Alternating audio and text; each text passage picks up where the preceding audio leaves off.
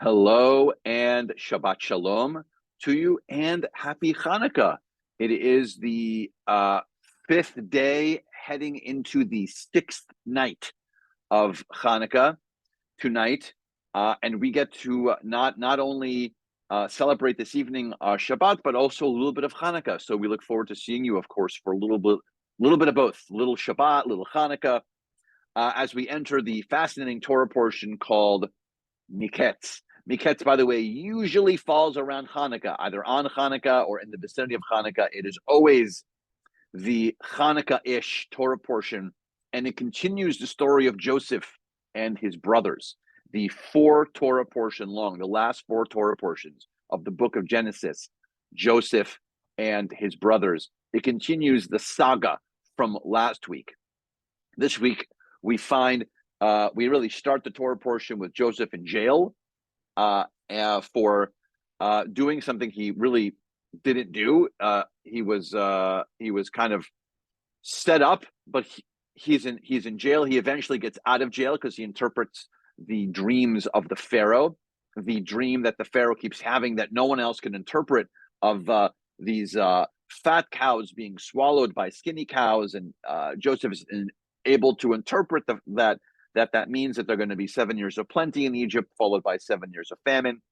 And because it really comes true, eventually Joseph becomes the viceroy of Egypt, and he is in charge of the region, and he is in charge also of all giving out and doling out the rations during the period of the famine, because Egypt was able to store so much food during the 7 years leading into the famine from the 7 years of plenty. Lo and behold, who shows up to the chamber to get the food but his brothers, who are not fans of his, and actually threw him into a pit, maybe not even knowing what was going to happen to him. They actually told their father, Jacob, that he was dead, that Joseph was dead.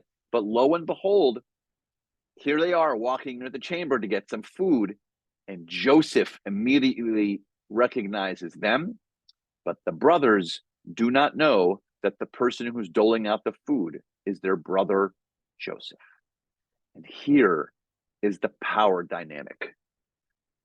The power dynamic of Joseph to see, what is he going to do? Is he going to say, oh my gosh, in that moment? Is he going to say, oh my gosh, my brothers? Or is he going to relish the fact that, I'm in charge. Here are my brothers. Let's see what I can do with them. And so I'm just not this exact level, but just reflect as we enter Shabbat for ourselves. Do we ever find ourselves in a weird power dynamic where we could really easily relinquish that dynamic, but sometimes we don't? We like it. Sometimes, just even briefly, we like to think, I kind of like the power for the moment. It's a natural human thing. But clearly, I think this Torah portion and Judaism in general teaches us that this is not the path to go down. But this is the interesting piece of the Joseph and his brothers story that we'll be talking about, especially tomorrow morning. So can't wait to see you tonight.